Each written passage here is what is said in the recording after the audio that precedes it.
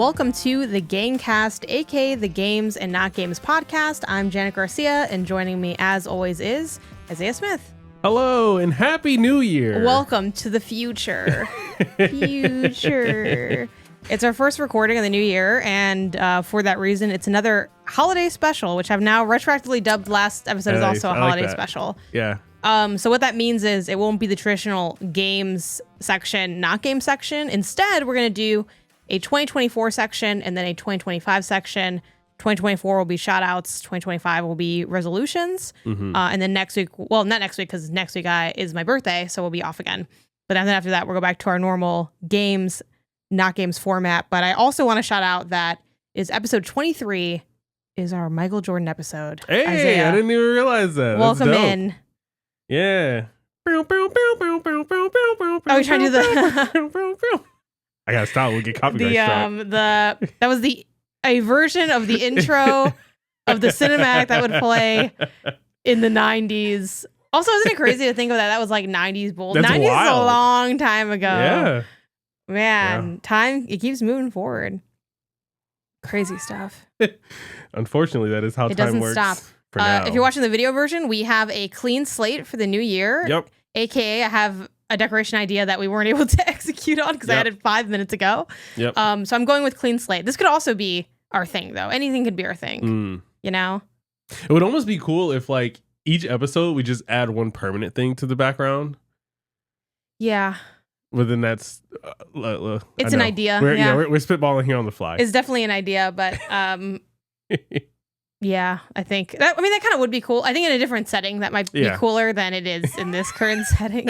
Probably. Yeah, an off the cuff idea that would require us to commit to it for a full year. Yeah, I'd have to like find like a different tchotchke, and I do like us having different decorations for different themes and stuff. That's fine. So I prefer that.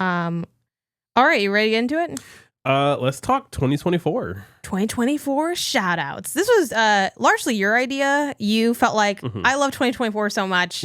I gotta hit it back one more time. Whoa. No, it was more when we were recording our Gang of the Year episode, and we went through like a lot of stuff that happened in 2024. When I was building my list for like my top 5s and 10s and whatever, I realized there was like a good amount of things that just couldn't make the list. Not even like didn't make the list, but couldn't make the list because it wasn't really a 2024 thing, whether it was like a game or just an idea that kind of fell out of that top segment or whatever.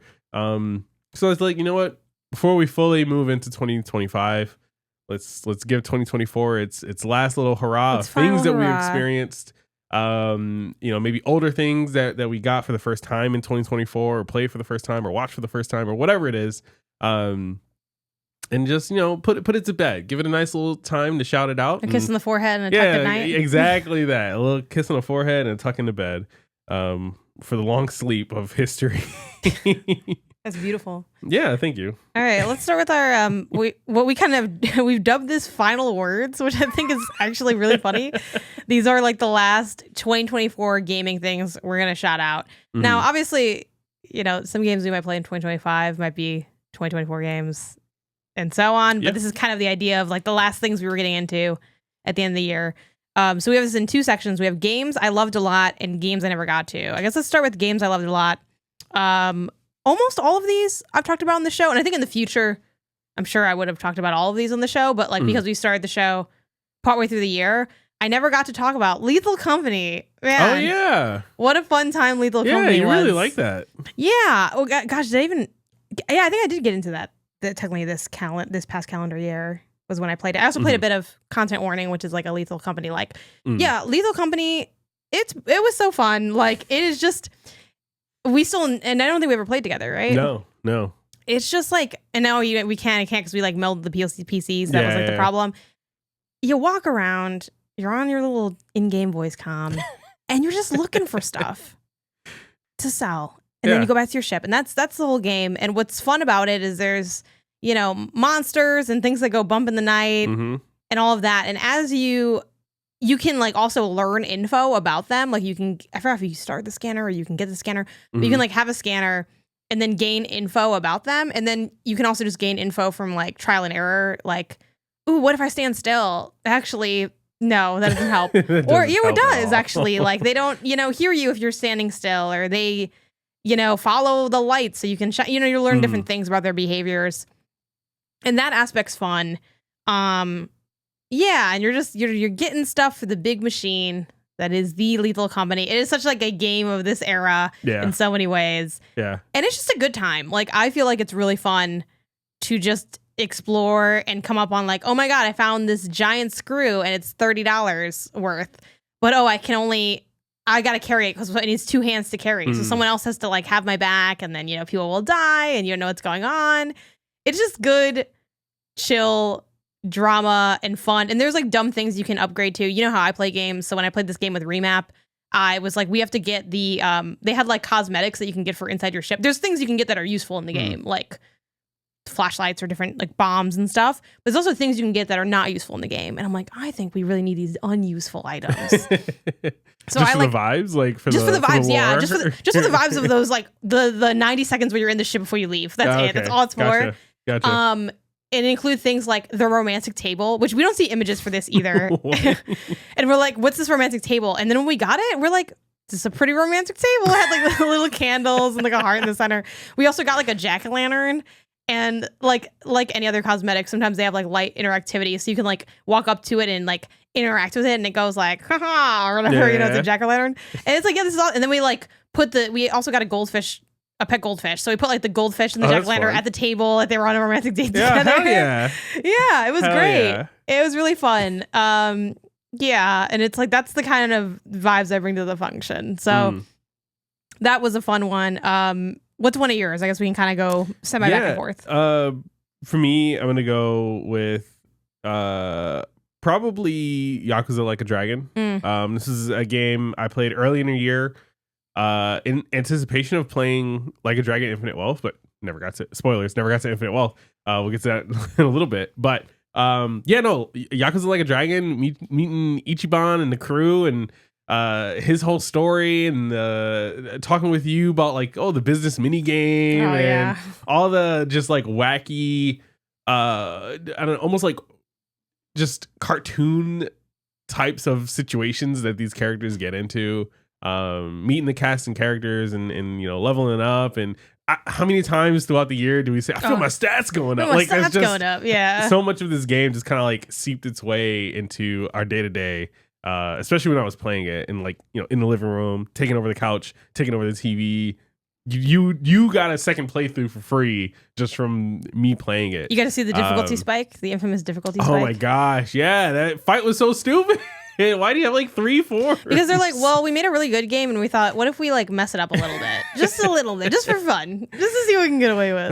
Yeah, but then he comes around, those guys join you and all that stuff, and it was a fun time. It's a really fun time. It makes me more excited to play Infinite Wealth. Yeah. Not sure when I'll get to that. Are you gonna hit up the Pirate Yakuza in Hawaii as well? Don't know if I'm gonna do that. I really like Ichiban and like him and his characters. Not so much just like the You don't want to be the hot guy with the eye patch? Yeah, I mean, I guess not.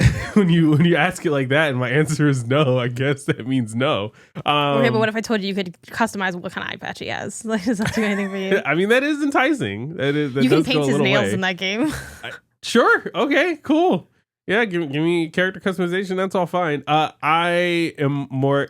The phrase "infinite wealth" just inherently hits me a little bit better because I was in that business mini game and I was like a bajillion quazillionaire in that game, and I loved every moment of it. So I'm sure Infinite Wealth is not just the business mini game. Classic Isaiah, he loves CEOs, He just loves. Oh, you know me. What if I told you Ichiban was a CEO? Does that change how you feel about him? Oh man, I guess he is.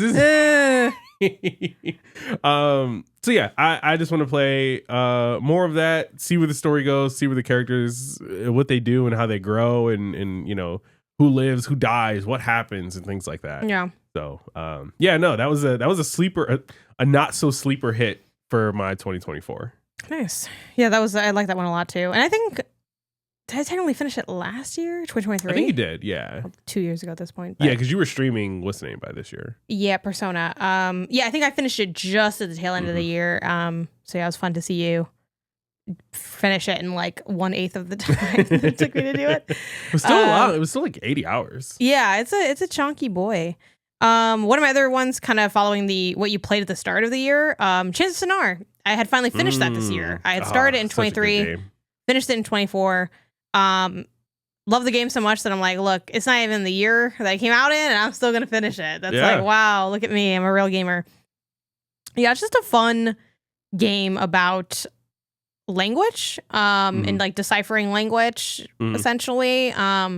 Yeah, Chances Sonar is it's super fun. It's really creative. It's a very different take on an environmental puzzle game. And I pretty much have very light notes for this game. I personally didn't like when they made me do math because I can't do math. There was like a puzzle where it's like determine which shape is what weight, and I'm like, Isaiah, you do this for me. Yeah, I can't do this. And I think there was like maybe one or two other puzzles towards the end that I found a little bit like, I don't really want to have to figure this out for myself. It's not quite as fun. But really briefly, for those who don't know, like the structure of the game, I think they tutorialize the game very well. So if you play the first like 10, 15 minutes, you kind of know what you're in for. But you essentially see different glyphs, and then you are trying to figure out what the glyphs mean. And as you explore, you have like this notebook, and the notebook, you'll draw pictures and also like gain sort of, you have like ideas for like what things can be, kind of. So at one point you end up kind of mixing and matching them to like, oh, I think it's this. And then you like place it. So like an example might be, maybe there's a glyph that looks like a hand or something. I'm making them up because I don't remember what they look like. And, you know, maybe you think that means enter because it's like above a door. And there's like another one that's like a closed hand and it's next to another door. And you're like, okay, that's maybe enter, exit. So you can write down like whatever you want for your guess in your notebook. So you could write enter, exit. You could write hi, goodbye, whatever. And then the game actually like places that in the game world. So like if you are talking to somebody and they say what you think is hi, it'll show like hi. I mean, it has it in a different, like maybe it's italicized or something to show that it's not the actual words. And then it's like hi, blah, blah, blah, blah. And then so it's really cool because it kind of helps you test out things as you go. Because you're like, wait, there's no way they're saying like hi exit. This way. Yeah. Have a great day, exit. It's like, maybe this is actually goodbye or something. But then eventually they do give you ways to check your work with, you have these drawings and things that you can like, where they'll give you like, you know, it's the classic 3 answers, but like 6 options, so that it's harder for you to just like guess your way into it. It's actually kind of like Duck Detective in that way. Yeah. And Golden Idol. And Oberdin, like you have to sort of have a set number of things correct before the game confirms that you have things correct. So it kind of dissuades just like guess and checking, you know? Yeah, from, but like, then also forcing. provide, what I like about that structure is it also does provide like some support in a way to more easily skip around. I'm personally a very big fan of puzzle games where you do not have to solve the puzzles in a set order, because, and also puzzle games that not just that, but solving other stuff makes it easier to solve the thing you didn't solve. I think that's the key, because something like, you know, clutch. Animal Well, where we talked about like, oh, you can go around if you don't know what to do. Eventually, though, it is time to like eat the vegetables. And if you don't know how to eat them, you will be sitting at that table for the rest of your life. No, that's fair. While in Chances Sonar, inherently solving the other things does make it easier because it decreases the options you have. It's like, okay, well, I know almost everything. So I kind of like the answer sort of starts to stare you in the face a little bit. And also, technically, you don't need to solve all of it to beat the game either. No. As long as you can like make out enough to progress, you're kind of good. It's like classic language issues in real life where it's like, I don't really know what he's saying, but I know Spanish. That I go through this door. Fluid, yeah. Yeah, great game. That was a really fun one. Oh man, looking back at the year, I think my next one's got to be Captain Toad Treasure Tracker. I had a really good time playing this. This came from a recommendation from you. I think maybe you and Edwin, or maybe and just the you. Whole Earth. Yeah. No, everyone loves Captain this game. Toad Treasure Tracker. Somehow was the most fun I had on the Switch this year, even in a year where technically a Zelda game came out. It's like, well, I still had way more fun doing my little, turning my little diorama, looking for stars and fighting fish and fighting this giant bird. Man, such a fun game. It is a puzzle game where you are Toad. You are you are Captain Toad. I'm sorry. Yep. Distinct character. Put respect on his name. You are Captain Toad walking around. You can like rotate this little diorama to like view different angles of the level that he's in. And in that, you might see things or have him, control him to like walk up and interact with things to discover, I think it's stars, right? I think so. Yeah. And there's like sort of an exit point to the level that you're eventually trying to get to. But it's almost like those Mario 64 worlds where like you can drop into how in Mario 64 you might jump into a painting and you'll end up in a level, and there's like multiple things to do in that level, but there's a like kind of like core objective depending on what it is you're doing. Captain Toad Treasure Tracker has a similar idea where it's like you're in there are things you can do in addition to just like escaping. There are like secrets to find and things to collect and maybe even enemies to defeat and things like that, but you don't have to do any of that. It's just kind of like bonus content if you want to. There's these little like 2D classic 2D segments that you can find where you have to like find a 2D pixelated Captain Toad hidden throughout the world somewhere and like click on them with like your cursor kind of thing. It's just a fun game. It's really smart. It's really easy to play. It's easy to pick up and play while still being satisfying throughout the entire game. There's gems that you collect, and the stars, I think the main objective is the thing, their structure.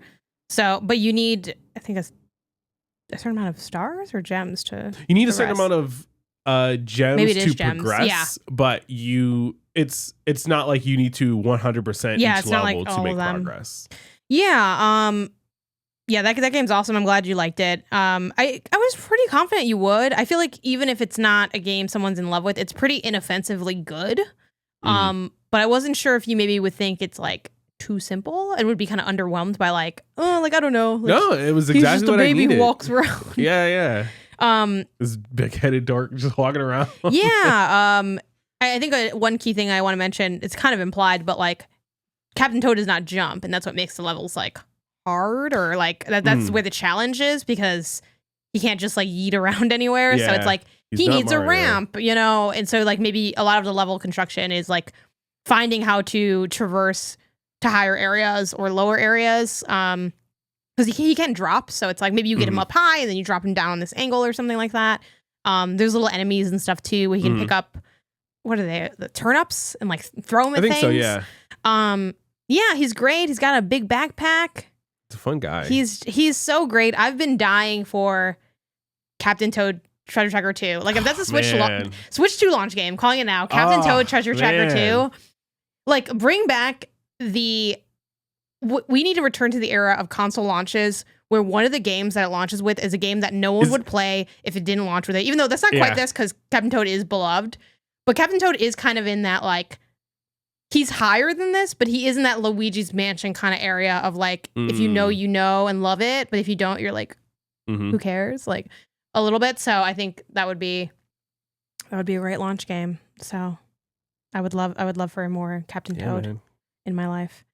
Other things that I really loved this year, I'm gonna go with Resident Evil Revelations 2 as my next one.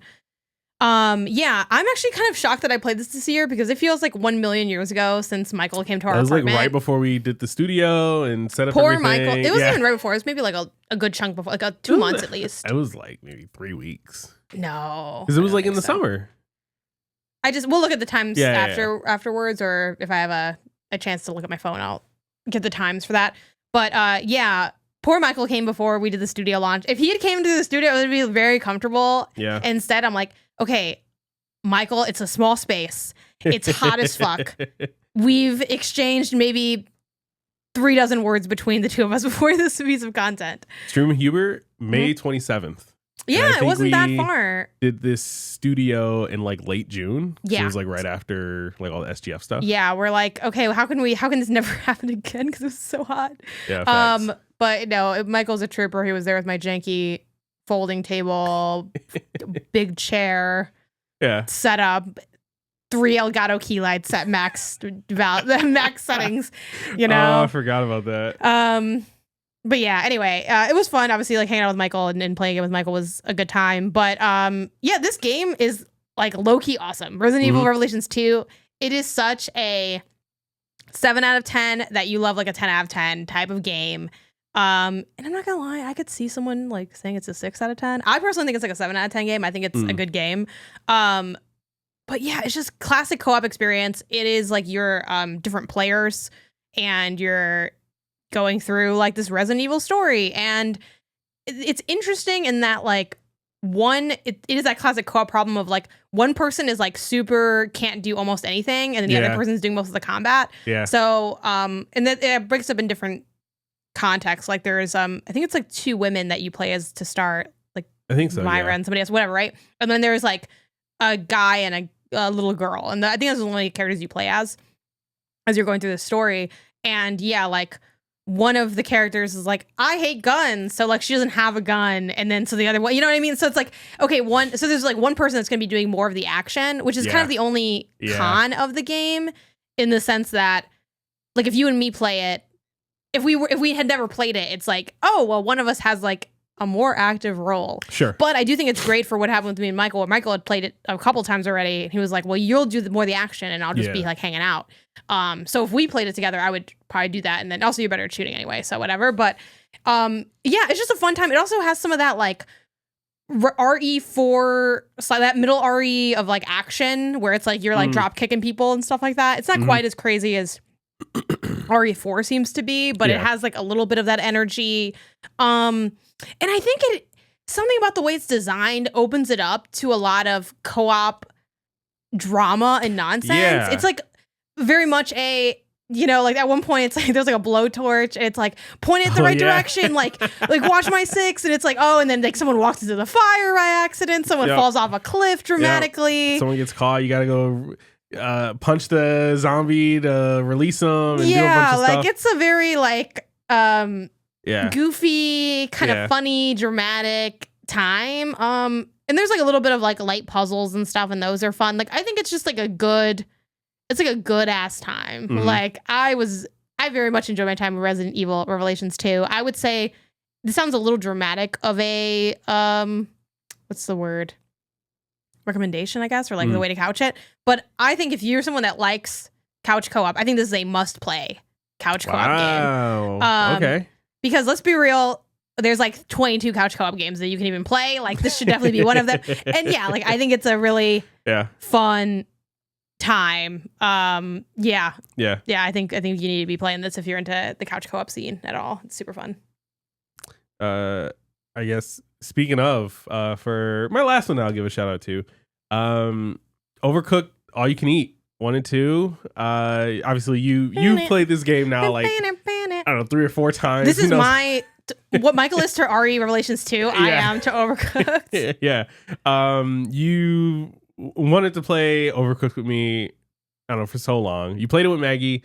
You beat 1 and 2. You guys got all the stars and did all this. I don't know if you went back and did like the secret 4th star and no, I have dreams of doing that, but some people aren't down. So well, I did what I was promised. I played Overcooked 1 and 2 with you. Had a fun time, fantastic time. Still, I think one of like just the best core co-op games. Like it is such a collaborative co-op game that it's just in a league of its own. What made you come around to it? Because was it just that now it's just you and me versus like you jumped in a lot of 4 times? To be perfectly honest with you, it was TikTok. I just saw people playing on TikTok and I was like they were struggling. I'm like, see, me and Janet, I knew we wouldn't have this problem. We'd be able to get through this real easy. And guess what? We did. We actually had like, I think very few, our voices barely raised. We restarted almost everything as well. Yeah. Minus like, there's a couple things where like, I didn't want to push you to have to do because when Isaiah, I think I told the story already on the podcast, but when Isaiah came to me and was like, I'm interested in playing Overcooked, I was like, okay, like it's kind of like when a cat comes to like sit on your lap. Like be chill, don't like get too excited, don't move around too much. You gotta, this is a very temperamental time. You don't want to spook it away. Yeah. And I was like that with Overcooked. We're like literally, if you, we already talked off show of like, oh, what are we doing today? Like, oh, I want to do this errand or I want to clean or whatever. If you told me right now, like, let's play Overcooked, I would drop everything and play Overcooked. My job is not even real. I would quit my job to play this game. I would drop everything. It is It's so good. It's so good. It's so fun. And it's like, but you really do need that other person to like be able to like play. I mean, you can do it like on your own with like an AI and control the AI, but it's whack. Like, you know? Yeah. I'm so glad you came around. And anytime, if you ever want to do that 4-star, hit me up. We also did not finish the DLCs together, which now I did all of it. I did everything. I did the platinum. I helped someone else get the platinum. I've put stupid hours into this game.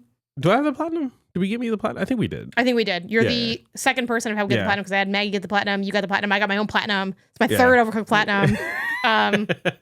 If only they counted that. Yeah, I know. Like if at any time you want to get what's the name of that dog? Kevin? Mm-hmm. You want to get a tattoo of Kevin? I get a tattoo of the Onion King. I will do that right now. Let's go. Gosh. I would give my life for the Onion King. And I have serve the Onion King. But yeah, no, the game is fantastic. It's a fun game.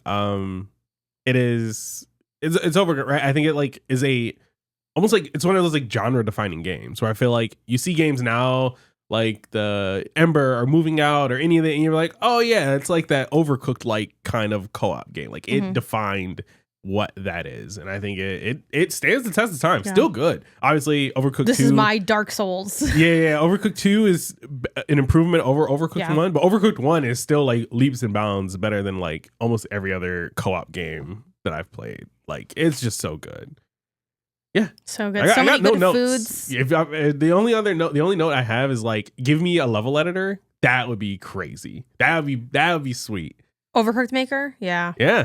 Overcooked 3, the chef's request or something like that. Yeah. I don't think I really have any notes on the game either. I think it's pretty clean. If I had to really think about it, maybe there's times where I want maybe a little bit more character customization, and that's sometimes if you pick someone too close, you know what I mean? Like if the chefs are too close to each other, but they give you so many character options that's like never a problem. Like maybe something like that. Yeah, I think it's a little annoying how to surface the secret levels in the game. I know it's like, well, it's supposed to be secret, but like, I don't know. It's one of those nonsense things of like, take 2 steps right on this level and this thing pops up. Like, I just think it's a little silly. But yeah, no, it's great. It's like, God, so many things I say about this game. It's insanely culturally rich too. I think they do so many. They could always do more, but they do so many also cultural foods as well. Granted, a lot of that is relegated to DLC, so you know I would say maybe they could maybe diversify the Onion Kingdom a little bit. But yeah, like, and I would just want more. Like Overcooked, and you're fucking making tamales. Can you imagine? Can you imagine? And that's the other thing too I want from Overcooked. I want more marathon style things, because when they go marathon, they kind of just like run through it and those like the boss battles. I guess like the bosses are probably my biggest critique of the game. Yeah, but like, give me Overcooked catering DLC where it's like you're out there in the kitchen, you're doing like levels that take like 10 minutes at a time. Like you're in there. You got your hands in the dough. Like let me cook. Let me cook. Shout out to Ghost Town Games. They are making a different co-op game. Yeah. I forgot what it's called offhand. And I'm excited for that because I liked Overcooked a lot. But if and when they want to do Overcooked 3, I'm ready. Yeah. I'm always like, I'd rather people do a new thing. Here. This is the one time I don't prefer you do something new. I would like Overcooked 3. I would like Overcooked 3. I want to see what your new mechanic is. Yeah. So good. Yeah. So are those all your games you loved that you want to mention? Yeah. No, you skipped no Metro. Can I get a taste of Metro Exodus? Sure. Yeah. No. I also had Metro Exodus on this list. Artyom. This is another Jay recommended game. Yeah, that's right. So originally, I think I got this in 2023, and I bought it. It was like on sale, like the gold edition, whatever comes with all the bells and whistles. I played like 5 minutes, and I was like, I don't why do you like this game? What is? There's nothing special about this game. And then I think in 2024, I was like, you know what? Jay recommended it. She recommended some other games that ended up being bangers. Let me go back. Let me try this Metro Exodus again. And it ended up being a pretty like really great shooter. Like it is. Once you get over the initial, I do think the beginning is kind of like a little bit of a slump to it. But you get over that, and like once you start hitting that like open world kind of areas and sections, and the story barely makes any sense even to me. And I love the game now, and I couldn't tell you anything that really happens in the story, but once you get Artyom out in the field, you're fighting these zombie things, you're fighting these like human encampments out in the wild and everything. I'm like, you know what? There's a good shooter underneath a lot of bullshit juxtaposition that they give you. I like the story. I couldn't tell you what happened. It's been a long time. I like what I played. I love what I played. I just couldn't tell you what happened. No, that's fair. But yeah, I'm glad that you finally got into Metro Exodus. Yeah, it's got a good crunch to it. Metro Exodus does make me excited to do my remap assignment of playing Stalker 2 because they're kind of similar vibes. So yeah, I'm curious how that feels. Yeah. And a lot of people felt like Metro Exodus was like a step back in the Metro franchise. It's the only one I played. So I'm like, oh, if this is like your weaker game, well, my thing let's is, go. I don't want him to get too scary. I feel like this Metro from what I was played. Scary, yeah. There's a lot of like dark corridors and flashy lights and it's things. Like a scarier Fallout, like how Fallout can be scary with like the creatures. Yes, if Fallout wasn't a clown because of the Bethesda's engine, yeah, it's like Fallout with like game. Realistic resolution. Yeah. So it's like kind of scarier. Yeah. Let's quickly touch on games you never got to. So I think we can just run through these like each at a time because how much is there to say about not getting to it? Yeah. Like a Dragon Infinite Wealth. That's one on my list. I have to take off my top 10 list because I just have not played enough of it. I've played a good chunk of hours, like probably at least like 10 or something, but 10 hours in an RPG. It's just too little. Yeah. I mean, I played 30 in Refantagio and I still feel like that's barely started. It's enough where I feel like I feel more confident in my opinion of the game. But yeah, like it was just too tough to get to. It's so long. It's hard to make those times for the RPGs. Yeah, man. I got another quick one. Tiny Terry's Turbo Trip. This was a late. What is this? This was a late addition to my like codes I have, but it's like you can look it up. It's like a Crazy Taxi kind of game. I know which one that was. And I'm like, oh, I love Crazy Taxi. Wait, no, I'm thinking of Small Cargo's Room or whatever. Tiny. Yeah, you're thinking of the Mario 64 one. There's been a lot of like what's the word? Oh no, I don't know. Right, and I have that right. It's not like I'm mixing this up. This is like kind of you're driving around and whatever. He's like one of those weird like fucked up abstract paintings. Which also, I think people also compare this to like Simpsons Hit and Run, maybe. So it's like kind of, it's like a mashup of a lot of things. It just seems like a good fun time. A lot of people, like 3D platformer to it. Yeah, like a lot of people seem to like it who played it. And I'm like, this seems like a me game. Just never booted it up. It looks good. Yeah, and then my last couple are ones I also started but didn't finish. Well, I'm like, I want to finish this. Never have. Haunty. I played the preview at SGF like 2 years ago. I played the full build this year. Really cool game. It has kind of an Odyssey capture mechanic to it as well, which is fun. Where you're like getting into stuff. Yeah. This is that black and white. Okay, yep. Yeah. Haunty, I'm coming back for you, baby girl, one day. But also, am I? I don't know. And maybe it'll be on next year's games I loved a lot. Something about like when I don't know if you have this thing, but when it's like backlogged from the year, like we're going 2025 and I'm backlogging it from 2024, it feels like it's too, almost like it's expired, like ew, like it smells funny, versus like, oh, Ari Revelations 2, that's new, it's fresh, it's like damn, like I don't know, it just feels like you're late, like I'm late, I want to be really late, like I'm playing Fallout 3, you know, I mean, just, you know. Listfanga, same deal, hit it at SGF, went back to the 4 build, like it. You should play this. You could do the thing I hate where you beat it before I do, and I'm mad because you stole my fun. It's fun. It's just kind of like it's not full tacticsy. I've mentioned it many times on the show, but it's like and the time shift. You have the clones that you make, and you have to do different things. It's a whole thing. It seems like a me game. And finally, the game that you refuse to play because you think it'll be too sad.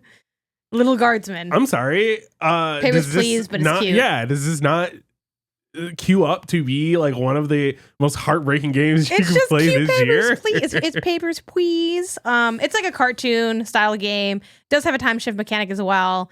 Very funny, honestly. Like it's hard to do humor in games, or humor in general is kind of challenging. And I think Little Guardsman's super charming, super fun. I loved what I played of it. I was like, this was great. What if we never got back to it? And then I just, you know, and that was the games that I never got to or never returned to. Yeah. What is your list of regret? Mine is pretty short. like you mentioned, like a Dragon Infinite Wealth, and like I mentioned earlier, still want to get to this game. I haven't started it at all. I basically finished. That's a better spot to be than having started it. No, It's nice and clean. yeah, exactly. When I sit down and I put in my 80 hours, it's gonna be a clean 80 hours. The Rise of the Golden Idol, which I love. Case of the Golden Idol. That was, I probably should have mentioned that earlier. It's a game, came out this like 2 years ago or something like that, or maybe a year ago. I don't know, 2022, 2023. Fantastic little puzzle game. Rise of the Golden Idol is the sequel to that. I have heard nothing but good things about it, that it is like an improvement on the Case of the Golden Idol in every way. The art's a little bit better, the puzzles are a little bit more intricate, the story's a little bit fleshed out. I'm just down to play it. Yeah, I think Case came out in 22. So happy to jump on this whenever you're ready, if you're still interested. I am still interested. The break is quickly shriveling up, but that's okay. Whenever you want, just tap me on the shoulder. Well, I'll boot this up right now. Yeah. I don't want to be over promisatory. It's not a word, but I think tomorrow. I think today is like an errands day for me. Get a little work in. Tomorrow's a big game Golden day. Idol Stalker 2 day.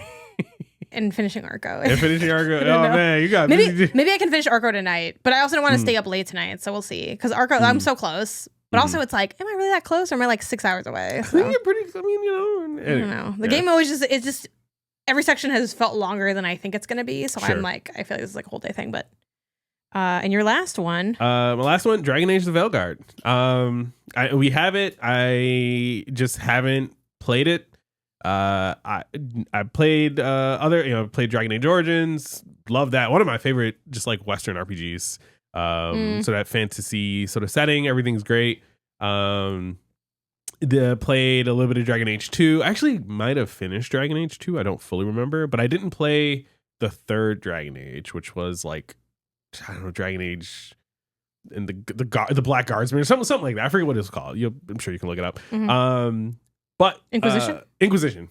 Yes. I prefer the Black Guardsman. Yeah. I knew it was something like something with a prison. Like, I don't know. Like something like I think he plays like the Black Knight. Anyways, it doesn't matter. I want to play Inquisition. I have it. Have the physical copy on like old console. I kind of want to boot that out, like pull that out, boot it up, play it, and then eventually play Veilguard. Even though I'm pretty sure it's like self-contained, separated enough at this point. PlayStation or Xbox? PlayStation. Okay. And I know it's on Game Pass, like it's on the whole backwards compatibility thing. So like worst case, if we can't find like a cable or something, we just plug in the Xbox and play it there. But I think I have enough of my like memories, save files that, and they do, it's BioWare, so they do like a lot of the we'll pull in your old save file and stuff happens if you have the other game save file stuff.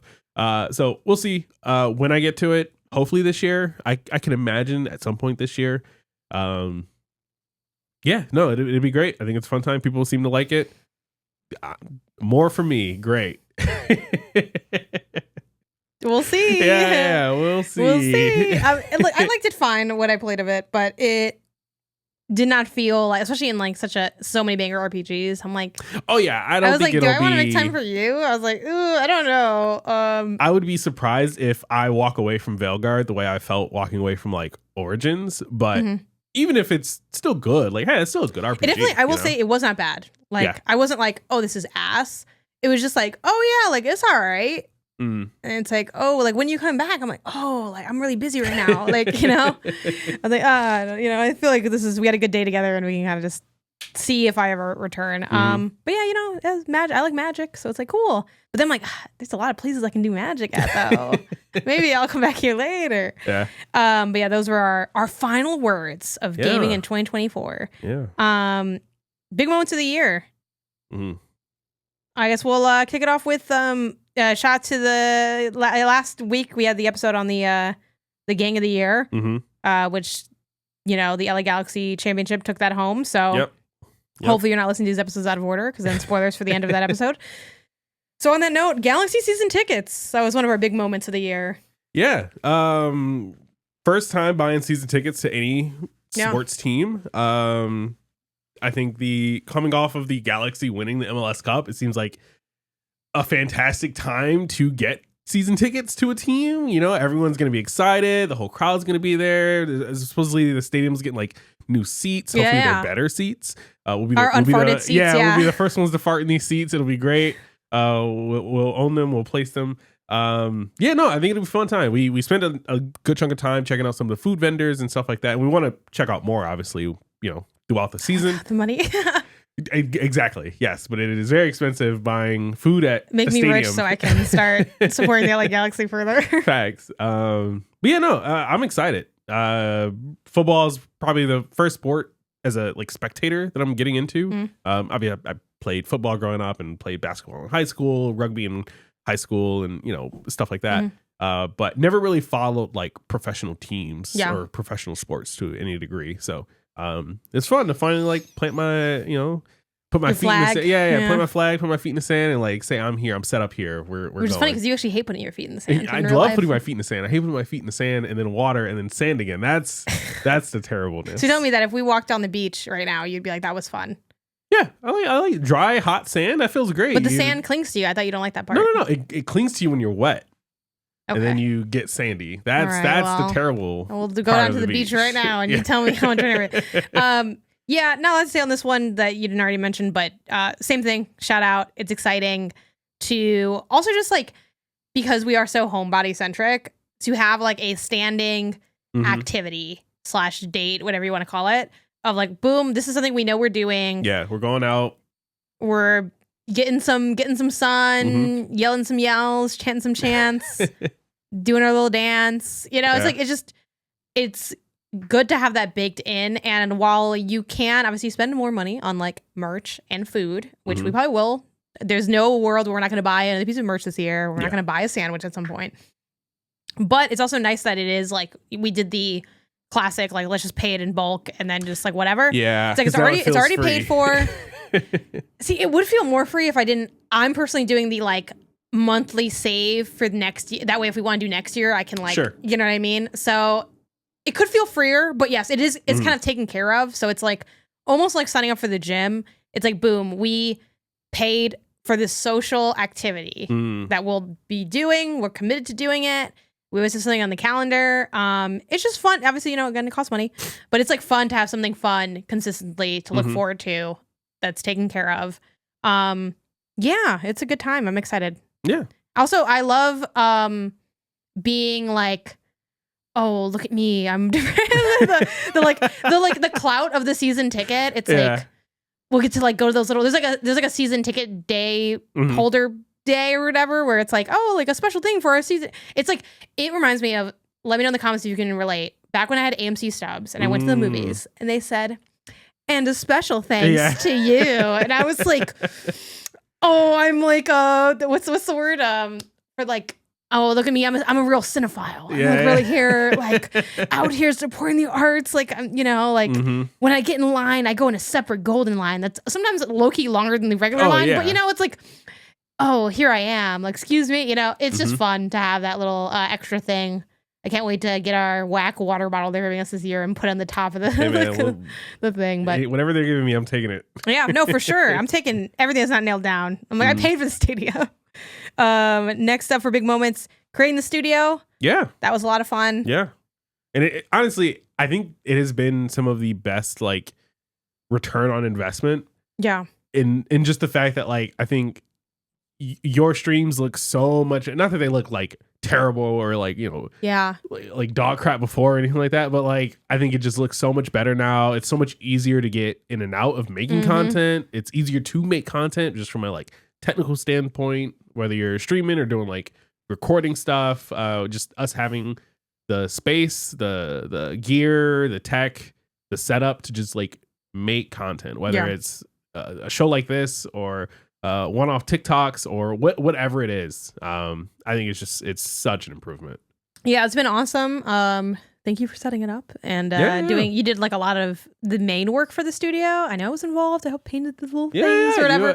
But also my job was just more, which I think really fit for our styles on what our strengths are. Like you are very technically savvy and technically interested. Like you have a technological curiosity that I do not have. Like So you kind of manned a lot of this part of like sort of picking out what goes what, problem solving for things. And I did what I like to do, which is take a bunch of crap we have in here and figure out where it goes, what we throw out. So like, I think it worked out perfectly where the few days where you were working on like the studio, it was mostly you in here working on the studio, me out there working on what are we going to do with the bundle of crap that was in here before. Which plenty of it wasn't like literal crap, but it's just, it was a full room full of stuff. And now like there are just literally less objects in this room. Like some of them are bigger, like the sofa is like sizable, but sure, it's like that stuff had to go somewhere. And then figuring that out was its own thing. So that was a lot of fun. And yeah, when we did a quick turnaround, I loved being able to have you join me. One thing I enjoy that's convenient about how you are is that you are open to falling into my trap of like, what if we just did it right now? What if we just threw everything away and just sit down? And I love doing stuff now. Like I hate having to wait to do something. I'm like, if I want to do it, I want to do it now. And I have been working on getting better about like, hey, sometimes it's not a good time to do this. Like it's not a good day to clean out your closet. You have to write an article. It's like, yeah. So I've been working on that. But just the fact that you're like, what if we made the studio right now and just did it all? And we did it. And it took like maybe like less than a week from like conception to doing content in it. It's been really fun. And I'm excited to do more. So I'm excited about the for Jacksmiths when I did on my own channel my Big Giant Dexter stream with you and Edwin, the mic you got. I love that mic. I'm so excited to make more content with it. Like I did one TikTok with it and it was like awesome. Yeah. And I'm like, yeah, this feels so good. It hooks up really easily. Frankly, and no shade because I do think they make good products, but it works better than like my experience with the DJI mics. I don't know what it is about like the kind that I got. It just feels like it never clicks in all the way. Even like my colleague / boss Ben, he has the same one and he doesn't have the same problems that I've had. It's like, yeah, like I don't know why yours doesn't click sometimes. Like it's just like little stuff and then my dongle broke and I need to get new. So like just being able to like, what if I just use this other thing that we have has been really fun. Yeah. And there are still like improvements that I want to make to the studio, right? Like we have this show we're recording is on the like Rodecaster Duo.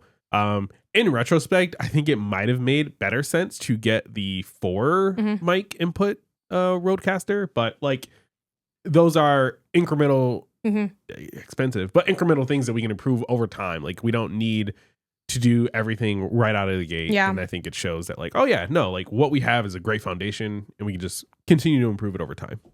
For sure. We have, of course, starting the podcast. Yeah. In the studio. Yeah, we're here. You're listening to it. This is a highlight. I've been wanting to make content with you, like a formal piece of recurring content with you for so long. And finally doing it this year feels incredible. Yeah. Again, we are 22 episodes now further than I thought we'd ever get. Yeah, it's been a lot easier to do than I thought it would. One of my hesitancies in doing this was like, it's not insane amounts of work, but it is like work for sure. And like, I think you have really latched on to being like, boom, I'm editing. You've gotten really comfortable editing. It doesn't seem to be like a big thorn in your side. Sure, we have our moments where it's like, I don't feel like recording today, but usually like it's pretty good. And it feels like it is inherently extra work, but I don't really feel like I'm doing extra work too much. Like the work is not that big. So yeah, I think honestly, like I cannot imagine it having gone better. I feel like it's been very smooth. It's been really fun. And I feel like the content I never thought it would be bad, but it's better than I thought it would be. Like, I feel like the conversations we have, what we've made, like it's really good and people are enjoying it, which is great. Yeah. And again, I'm very, was it vain? Yeah. Is the right word? So like here again, reading the comments, hearing that people love the show, getting to learn the names of. I'm gonna make an Isaiah hate account on my burner. I'm like, oh, yeah, pull me back down like every so often. No, like it's been great. Just like again, reading the comments, seeing the show, and like how people respond to it each episode, and the likes and love and the shares and the tweets and comments and everything. Just really good, and I'm super glad we did this, and can't wait to see what's next. For sure. We already mentioned it, but Jacksmiths is on the list. Yeah. Yeah, the reason for the season. It was just a big marathon stream. I was shocked to find that you liked Jak 3. Jak 3 really unexpected. Jak 3 Jak's Miracle. Jak 3 was so much better than Jak 2. And I don't know, maybe I'm alone in that thought. No, you're not. It's definitely better, but I feel like it had a little less like heart to it than Jak 2 did for me. Sure. But Jak 2 is like really hard to play. It's so It is hard really difficult to play. This has those Jak 3 has those like cool almost like I Spy games where it's like you're showing you where a precursor orb is and you got to figure out where that is in the world and everything. It's like, it's just good. It's just all around good. Yeah, and it was better than I remembered it being. I thought it was a lot closer to Jak 2, one in feeling, and then also there's other things that I just kind of misremembered about the game. Like in my mind, I'm like, there's so much driving in the dunes. And you drive like a bit in the dunes, but it wasn't like in my mind, it was like 50 to 70% of the game was like driving in the dunes. It's more like 35% of the game is driving. And the vehicles handled better than I remember them handling as well. I remember it being like kind of a hellscape to drive, and they definitely are like slippery, but they're like slippery in a way that feels very intentional. And I think because the space is so open, they can get away with the slip versus like in Jak 2, a lot of people hit the like, oh, it's too tight. Yeah. And I'm like, learn how to drive. Like, just and I whip it and I go and I hit two things and then I explode. Also, first real 3-person content we've made in the studio. So that was kind of like a cool milestone for me as a producer. Figuring out how to make that work and have 3 bikes on the stream and all that jazz. So and then our last big moment is some of the life skill classes we took. We did a CPR class, which by the way, they never emailed us our certificate. No, we still don't have our certificate. No. So maybe we didn't even do run that back or something. And the ASL class that we took. That was really fun. Yeah. I eventually want to get back to actually learning ASL. Like that was very much like a quick practice, like a quick little intro, learn a couple things.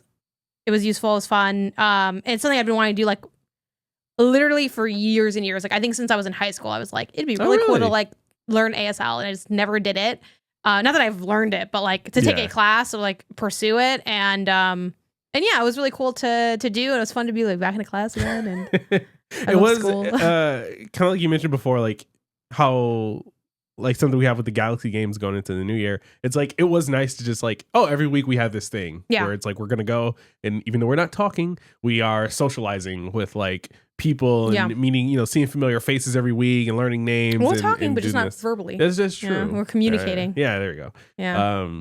So yeah, no, it was great. I definitely want to look again this year into like what classes we can find. I think we still want to do like the photography one this first semester. Which fun fact also, I was looking at the catalog and they do. I don't know if it's new or if it's only this first start of the year. So hopefully we didn't miss it. They have a Spanish class. Ooh, so hell yeah! Now, granted, I do think my Spanish level, I probably need just a higher level. Like, I think I need to like go for it for real. No offense to that class, but their classes are very much like very introductory or base level skill acquisition. That's like the style that the school is. But I mean, I haven't really practiced much of anything. And it was funny because I saw a TikTok the other day that said, if you can read this, you're at intermediate Spanish level. And it was just like an ad, for somebody's app. But like I was trying to read it, and I could read it, but I read it so slowly. And I feel like even the bit of Spanish that I do have, I feel like has probably only dulled over time. So I'm like, this feels like it should be easier for me to do. So that's something I want to get to. But I have such a long list of resolutions that I'm like, this is like a secret. So like if I finish early, I can jump into this, I think. But moving on to some favorite stuff, some quick shout outs there. The library. Yeah. I think even from, episode 2, we talked about being at the library and going to the library, and library's goated. Like, support your local library. We've, taken at least a dozen movies this year from the library to watch, and I've read a handful of comic books from there. I want to mess around, maybe get a learn Spanish book or learn Spanish DVD or CD set or something. Like, there's so many resources that you can find at your local library. Yeah. And it is incredible how much stuff is there that is just not being taken advantage, that I find people not take advantage of when I talk to people, or like even, you know, the other people we know who go to the library. And that's just your local one. Like there's eventually I want to go to the bougier one. That's like, you know, there's different ones in different parts of the city that like unsurprisingly downtown libraries of most cities tend to have probably bigger and more stuff in them. But there's like sewing machines that you can use at the library. There's like cool. You can print giant like posters. Like if you want to get like instead of having to buy a print, you can just do it for free. Stuff like that is really cool. And I'm actually gonna like I tabbed over now to like look at my account, because on every library is different, but on one of our libraries they have it where like there's like a recommendations thing you can do where it's like they kind of surface recommendations for you for like reading based on what you want to do. Yeah, and I vaguely remember filling that out, so I'm gonna look into that. But yeah, it's just a cool time. There's of course Libby, and there's like other ones that of like the audiobook formats. Like some libraries have a specific audiobook format thing that they use, but like look into that. I will say one thing I want to lightly push back on is like I see a lot of people on socials that be like, you know, that like, why are you getting like Audible or Spotify? You can just get it from your library, and you can. Yeah. But I will say the wait lists on those audiobooks can be like eons long. So still something worth exploring. But you probably want to get as many of those type of audiobook free things as you can, because they are not as like easy to get. And then something that also is a little bit of a bummer is like with both audiobooks and ebooks, there's only a set amount of times they can loan them out. Like it's like the way the license is set up legally. So not to discourage people from getting either of those, but you really want to be mindful that you really are using them, because unlike with the library book, like until the library book breaks down, they're going to be giving it out. But that's not true with like ebooks digital and audiobooks. Yeah, definitely not ebooks. Maybe audiobooks. I have to look into it. So just like, you know, that I've taken out many library books where it's like I did not read it, but like when it comes to those, maybe be a little bit like more mindful on like don't just take everything, because it does have an impact on like the catalog. But yeah, no, it's great times. We're going to the library later today, so it's fun. And they have like ours also sells stuff sometimes. Like they have a little store. Well, like that's where we got The Dark Knight for like $1. Yeah. Fantastic DVD or Blu-ray you can get for it was like $2-3 or something like that. So a lot of times they have like book things and all that, so it's just a fun time. Go libraries. And we did a bunch of trips, like road trips and travel this year as well. I think I traveled more this year than I have any other year. Like we had a New York trip, a Chicago trip, we went to SF twice, we went to Seattle, we just came back from Vegas for my sister's wedding. Like we were away more than any other year of my life. And it was fantastic. Like, one thing we in the LA area. And so like just exploring a lot of the stuff here. We're close enough to San Diego, to Vegas, to SF, to like all these places that I think we can lean into doing more like weekend trips or day trips. And just like all the traveling this year, I've, figured out a lot of my workings and tips and tricks that I like to do now for packing and traveling and stuff like that. So hopefully 2025 we keep it going. Maybe not as many as this year.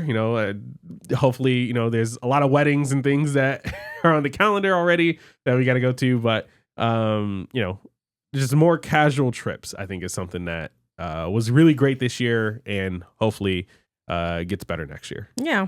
I would agree with that. I liked our, it was fun to finally knock out that train trip specifically. Yeah. Just because we'd been talking about that for a long time, even though it was like mad pricey for like doing it. But it was a good, like, at least one time do. And we'd been talking about it for a long time. And I think there's always something really exciting about finally doing something that you've been wanting to do for forever, just to like knock it out. And it was cool. It was fun. I had a good time. You often reference wanting to sleep back on that train. Yeah, man. Rocks you to sleep.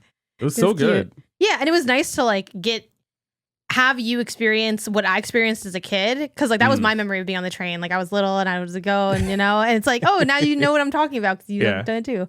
So yeah, it was fun. So and the final thing before 2024 gets tucked away into its sleep with the kiss on the forehead is personal accomplishments. So it took me a while to think about these, because I just feel like it was a kind of a quieter year for me in terms of like crazy clout things to hang kind of on the wall type deal. But as you did point out, it was the conclusion of my 30 for 30 this year. Yeah. I like achieved it this year in a sense. Because I turned 30 this year, so it was like, okay, you know. But my 30 for 30, for those who don't know, was running 30 medaled races in my 20s. So like any race that gives you a medal counted towards this. I want to have 30 medals. And I had this vision of I'm going to wear 10 on my neck and 10 on each arm, and I'm going to take a picture. I didn't do the dust like LeBron James, like I had talked about, but we can edit that in post. And I got that picture, and it was great. And I have a lot of awesome medals and memories. And then this was also like the first year in a long time. This isn't really part of the accomplishment, but I sort of just like chilled out with running. It was like the least I've ran in a decade. And it like felt like all right to do. Like I did feel like my health probably took a step back because like running is such like an easy go-to like thing for me, and it wasn't as easy to be like in my dream world. I'm like instead of running, I'm gonna spend the year rock climbing and mountain surfing and just whatever. Yeah. And not really. You kind of just spend the year sitting around. Well, you picked up at the gym. I did pick up at the gym, weightlifting, but it wasn't as like. It wasn't as I envisioned it. Sure. Sure. But yeah, the 30 for 30 was awesome, and it was just a great time to sort of look back and be like, and now I like sit at the edge of the running community like Thanos, and that was cool. What was one of yours? What kind of do these back and forth? Yeah. For me, developing a lot of skills around like self-hosting stuff. So like a more technical accomplishment for sure. Just being able to from my own skill set, spin up some services or web apps or what have you, very economically host them online and manage that hosting and like, control the servers, make sure things are up to date and secure and access is locked down and things like that. Just kind of really dove into that a lot this year and figured out ways to do things that I thought was going to be impossible for me where I am. Turns out to actually be pretty easy once you just like learn some of the basic stuff. And there are tons of tools and resources out there to learn and to stay on top of like, updates and again, server sort of issues and things like that. So, it was a really good year for me. We're going to be saving a lot of money going into the future as we hopefully do more stuff with like, our personal projects, whether it's like Pin to Pixels or my own stuff. It'll be good. Nice. Let's see, I'll go with I'll do my increased emergency fund, which that's basically the long and short of it. They recommend 3 months is like the recommendation. 3 to 6 for most people. 3 to 6. I'm a little more on that 3 side than the 6 side. But I'm kind of that's what I eventually want to work towards. I want to work towards like 6 and then like a comfortable 6 and then, however high I can get up. I will say, unfortunately, in this world, I don't think there's no ceiling for how big an emergency can be. But I think I had it where I wanted it to be before, but had spent some of the money on emergencies, which the great thing is you have the money, and the bad thing is I'm like, no, it's down again. But I got it back up to not only where it was, but a little bit beyond, because now while I have other goals for the emergency fund, I feel like I'm at a good like foot off the gas point because I have other goals I want to do. So now I'm just doing $50 a month is what I've been working on. And when I first started doing that, I was like, man, it's going to go so slow to like get it. But honestly, like you do that a month, that's like $600, by the end of the year. Yeah. So it's been nice to kind of feel like, obviously I am doing the work of putting the money aside, but feeling like, oh man, like this is building a nice cushion for the next time I do have an emergency. It won't be as hard to climb back up. So I've been liking that a lot. And that was also a big goal I had for like years and years. So to now not only have it like replenished, but like going beyond feels really good. Yeah. For me, I have as my last one, just getting back into like health and fitness stuff. For years now, I've been saying that since we've been together, I've just slowly been gaining weight, and you've said nothing. You set me up to fail. You feed me snacks and talk about how great I look, and I'm like, you know what? After a while, I gotta look in the mirror, and I'm like, you know what? I put on a little too much weight. So I made an effort in 2024 to really like get back on it with things. For I hit over a year of counting calories. Yeah, you're really on it with that too. So, making sure I'm weighing out all my foods. We have like the kitchen scale. I love my little kitchen scale. We have our little bowls and mixing bowls and, storage things I can put food in and weigh it out and do all this. The habit of counting my calories, fantastic. No notes, 10 out of 10. I'm pretty on top of that.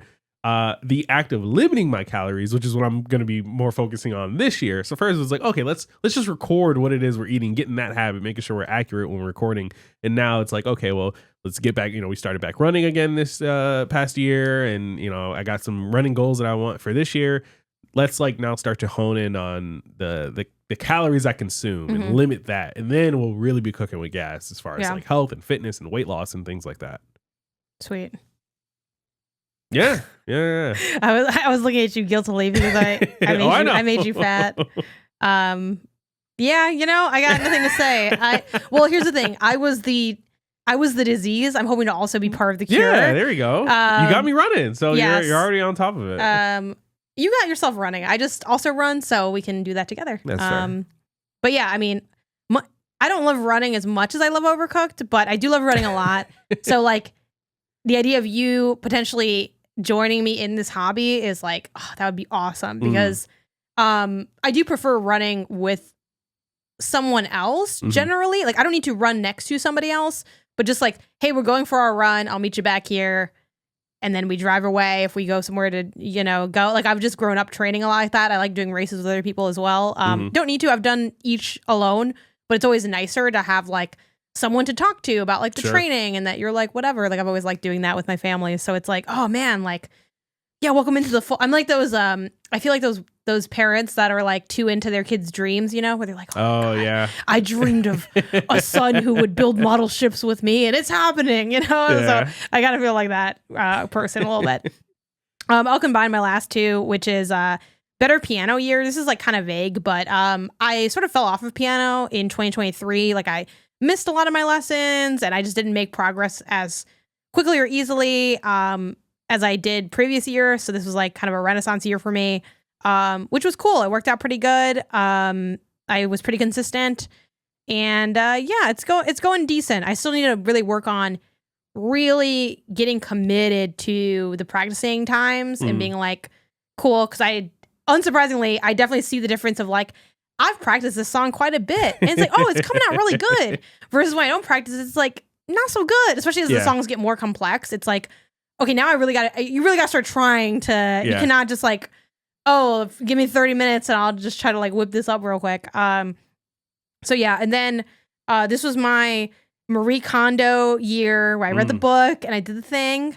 And then it was also my recondoed year where I sort of took what Marie said and I was like, I'm gonna try to live Marie's life. And then I was like, you know what? Let me try to make it a little bit more my own. So like, there's certain things like the that I just am not gonna be doing. Like, she doesn't believe in like having stock, which I totally get, but because we're such like a Costco family, I'm like, I don't think I'm gonna. Yeah. Not like, I mean, I guess if I really want to, you would probably do it, but like, it's just kind of creating more burden for our life to like not stock the Tide Pods and the toilet paper and stuff like that. So like things like that. She also had this thing where she doesn't, again, with the not stock thing, it's like, oh, like you don't have stuff in your suitcase, like your stuff that you take, you pack.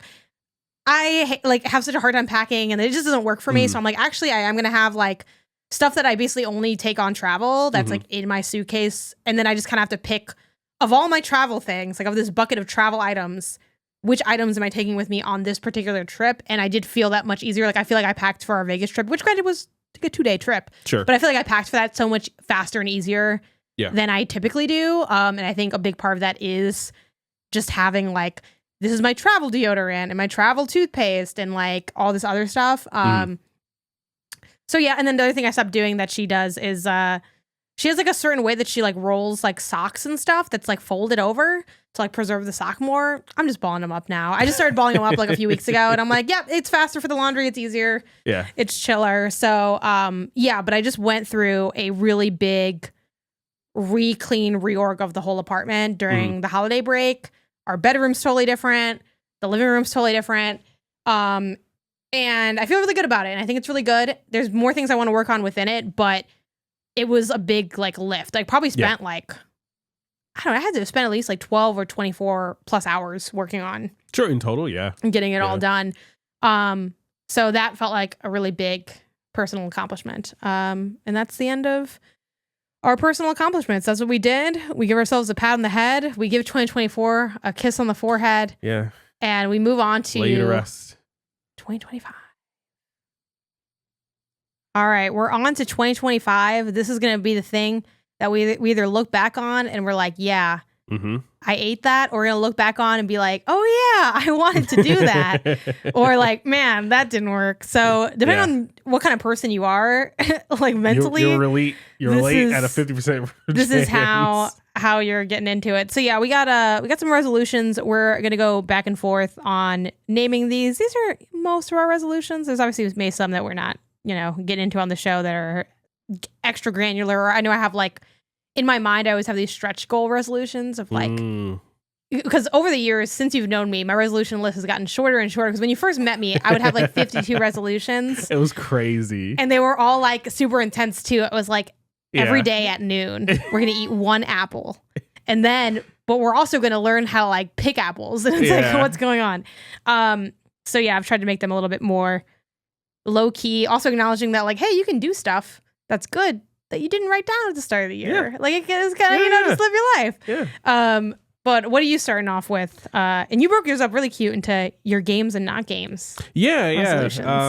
Just to, keep with the theme and everything.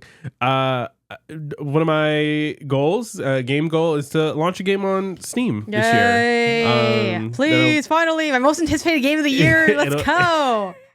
It'll be Stacks. I'm actually going to be working on creating the Steam page soon.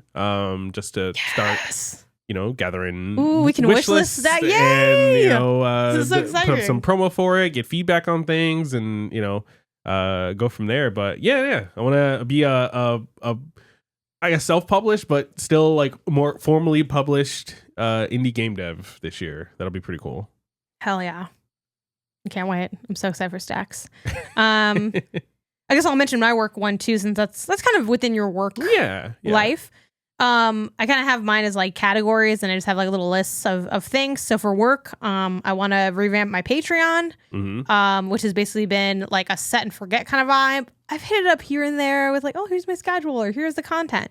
I really want to make it more consistent, cleaner. And then once I kind of ramp that up, then I can promote it more strongly. Like I think a lot of people listening to this now are like, I didn't even know you had a Patreon. And that's in part because I'm like, embarrassed sounds really negative, but I'm a little bit like, it's not what I wanted it to be. Like I just want to make it like a little bit more meaningful / accurate. I think I also just need to redo the tiers for like, okay, what am I actually doing? What am I providing? And just making sure that's like reflective, because I don't think they've been updated in like 2 years. So yeah, I just want to clean that up. And then eventually be like, boom, this is something I promote a lot more heavily. And you can really see, like, here's the work I produce. Even though we all know that most Patreons are just like, people just want to give you money because they already like your work. So I know I don't necessarily need to produce extra content. I just kind of want to clean up what I'm offering. But that also goes into things like I want to break my record for Pen and Pixels articles, which is like 22 plus would break that record. So it's not too hard to break, but I was working on that last year and kind of fell off of it. So this is the year I finally want to do it. I also want to push into consulting more. This is something that I've done for a number of years, but I don't have an opportunity for you. Well, I want to push into paid consulting more. Whoa. You calling me broke? Well, it's just that like, you give me $10 and then you like, I buy you a sandwich later. Like, what are we doing here? You know what I mean? But external consulting. Yeah. Well, I mean, hey, I need more things I can disclose because most of those things are NDA to hell. I have a couple things that I have mentioned. Anyway, this is not my consulting promo necessarily, but yeah, I offer consulting in the form of mock reviews, but also open to other aspects of consulting as well. That's just the main bit that I've done. Stuff I can disclose is like Sherlock Holmes Chapter 1 and Ali Ali World are 2 examples of games that I'm able to disclose that I worked on a consulting front. So I want to do that more, just like post about it on socials more, get on LinkedIn a bit more, and just kind of like, have that be more of like a people know what I do and how to give me money for what I do. And then the last kind of worky thing is, this is very vague, but I just want to kind of like get back into things like TikTok and Instagram, which is like short form content that can also be promotional content. But I just want to like feel like I'm having like more fun with it. Like I really want to like take some cool pictures and like post them and have like my memories and also my content. And then also just like have more fun doing things on TikTok and like being creative. Like what I mentioned before with the mics and stuff, like that was so exciting to get to like make content with like this nice mic. And like we have this, really good tripod that you bought months ago that has like the MagSafe thing. And it's like, cool. It's really easy. It's quick and easy to make content. It's fun. What are some cool things I can do that I haven't been doing? It's starting to get late for it because we're already into January, but I really want to do like my ins and outs for like gaming in 2025 and like do that. And like, I just want to like have that good creative, like engage with the creative spark of content. Yeah, no, that sounds great. Another one of mine is I want to play more Janet approved story games. So we're gonna make that sticker. My face on things. I think we could say I started already with Life is Strange: True Colors. I just finished roll credits on that last night. True Colors. It's not fantastic game. Song. As a story game go, it was really good. It was really great. There were some of those like gameplay elements to it, but it was very much a story that has a game to it than like a game that just has a really good story. Yes. So down for more. I got to beat the allegations that I hate story games, and I think of no better way to do that than to just go to the arbiter and be like, hey, what should I play, and just try knock those out. Yeah, I'm glad you liked it. I think it's a really great Life is Strange game. It's a really great story game. It's a really fun choice game. And I think as I see more of what hits, we will fine tune what you need to enjoy a story game. Because I can tell, like, I kind of already get a sense of like the ones you don't like. Like if it's too artsy, I see it's like I don't know what's happening. Like again, I'm a dumb. All right, don't give me the blue curtains were his soul or the bread was his soul. The other thing that you like didn't like was like the more artsy part of without spoiling it of True Colors, where it's like kind of a more experimental kind of vibe, like look, creative way to convey like plot points and lore, and you're like, why is this not the main plot? I would argue I liked it. I just wished it was placed differently. but it's like I think that is very telling that you're like, oh, this isn't the good stuff. And I'm like, no, this is like some of the best stuff in here is this anyway, but everyone's different. But I have to find what my next one is going to be to lob your way. Yeah. It's tough because you're is that what's the island one where there's a radio and they getting lost in the radio? Oxenfree. Yeah. I've been wanting to play that. I don't know if that's a story game or it is a story game. It is a story game. I think you should try it. Right. I think you should try it. There's definitely a chance that I think there's a good chance that you like it. Okay. Yeah, we'll see. I'm excited to see how that turns out. I have my own fitness goals. I'll kind of lump these together again. I would like to hit a personal PR on my 5K or 10K. I want to skate again. I haven't skated very much this last year because I don't do my lessons anymore. But I'm like, I can still just skate in general. And I'd like to, keep working on that. Something y'all might not know about me is I never go outside. Some of this will be remedied by the fact that we have those season tickets now. But like, because I work at home and then I have like very sedentary hobbies, I'm inside a lot. And I want to get better at not being inside all the time and also just moving more. So I'd like to do daily outdoor walks of like 15 to half an hour. Keeping in mind that like a lot of because I'm bringing back running this year for myself. A lot of stuff will be taken care of through running, but not everything. So like the days where I'm not. Also, I'm not starting this till Monday, so don't at me for now. I'm not going outside today. Well, actually, we're going outside, but you know what I mean. Like, so I want to do that and hit the gym 3 times a week. This is just keeping up with my lifting, basically. Definitely will be tough to combine that with like running and figure out like how can I lift and run at the same time in a way that feels like good and like injury reducing and stuff. So that might be a little bit of a challenge, but excited to take that on this year for fitness. Yeah. And then for me, last gaming one, I want to increase my / our game event coverage. Kind of like you mentioned, we have again with the studio, we got like a bunch of equipment that I think is like really good for us to be able to make content on. We recently got some new mics that sound really good, and they work with our phone. They're portable. We can take them with us. We have obviously our camera and batteries and a bag and everything like that. I think last year we went to both PAX and GDC. Had amazing times at both of those. But then when I was looking back and reflecting on my year, it's like, oh man, I really wish I had done more around those times, whether it was like on the show floors or some like interviews or something.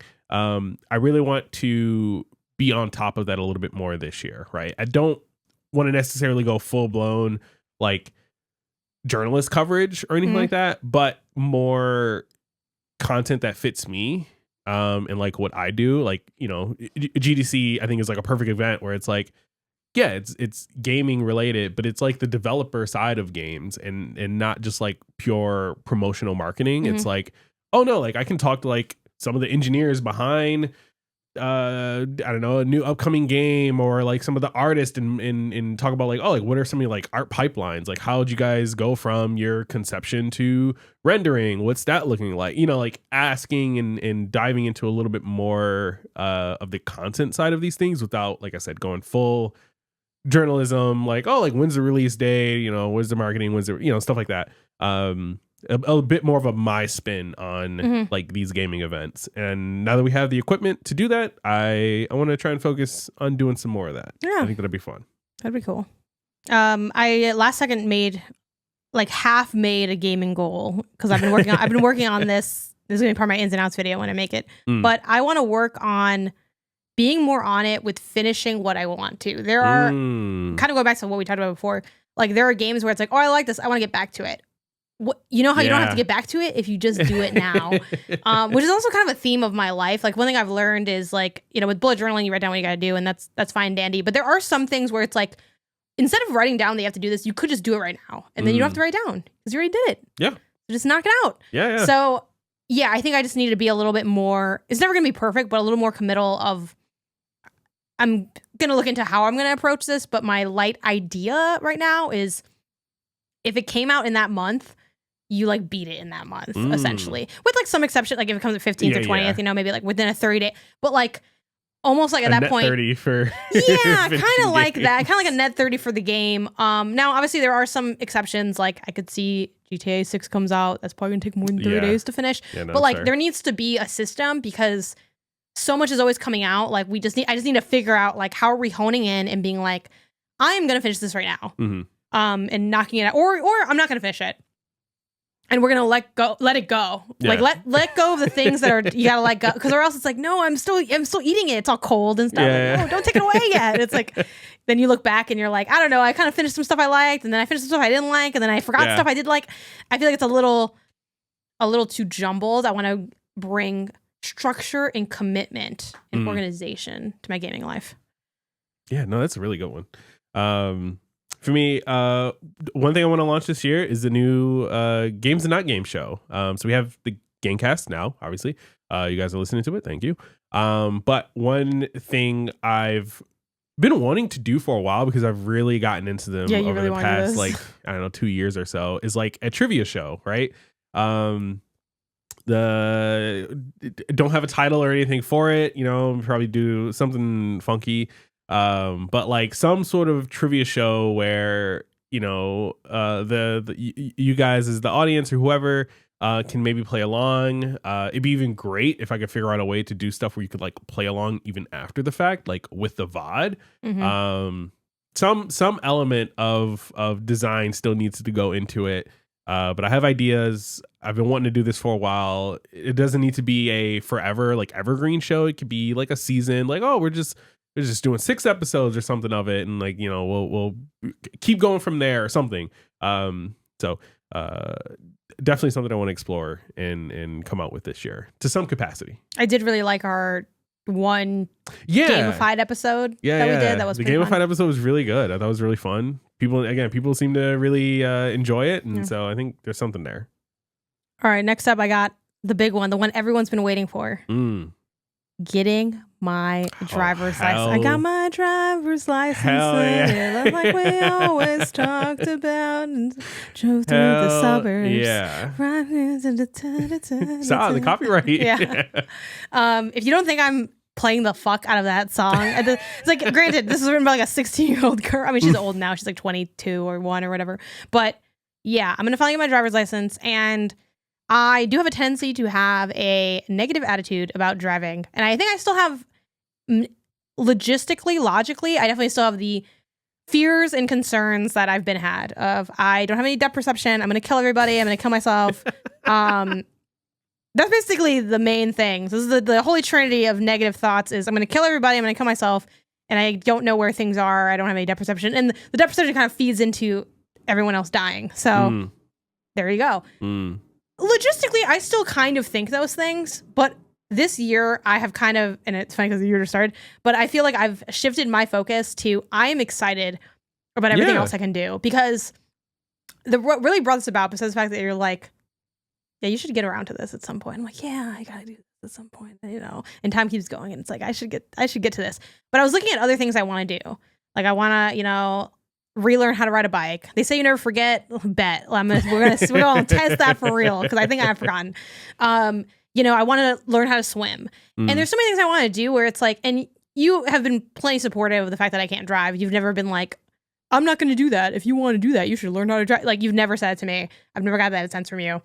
But as I was thinking about the things I want to do, I'm like, then I got it. Sign up for a class, have Isaiah take it, and you would do that, or I could learn how to drive, and then I could do everything. I could do anything I wanted. I can like go join any group or club or whatever. We obviously still have limitations of time and, other aspects of things. And we only have the one car, even though you work from home. So it's like, whatever. Anyway, there's things I could say that offset this aspect, but it's like, yeah, that is like the core. My whole world will open up.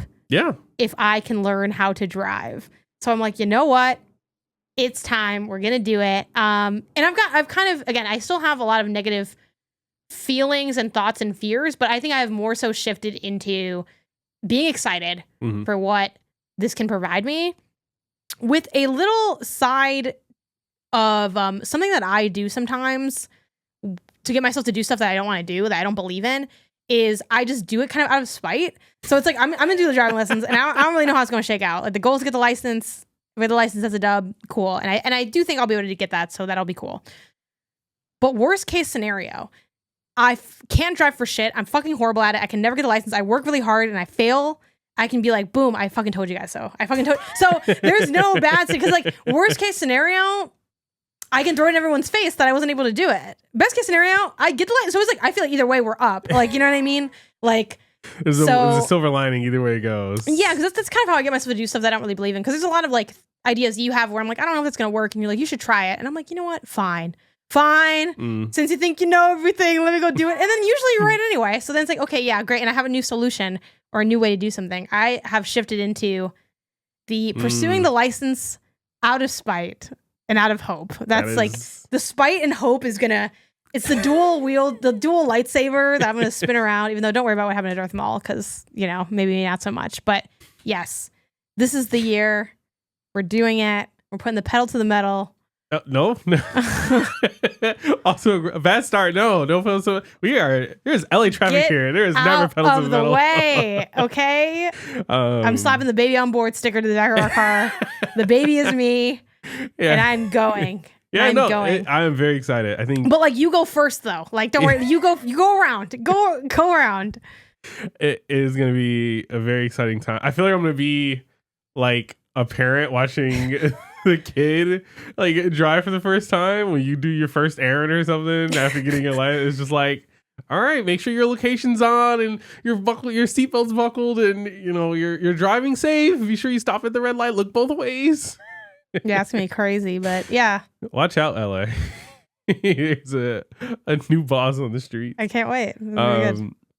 Cool. For me, opposite of driving, running. I know I mentioned some of my fitness goals that fitness things that I started last year. I want to continue into this year. One of my goals is I want to run 365 miles. Averaging a mile a day. Obviously some days like we're December 31st gonna be crazy. I gotta run 400 miles. Somehow I lost miles throughout the year. No, we like I said, recently had a trip to Vegas for a wedding, and then I've been recovering from a slight cold the last couple of days, so I haven't ran yet.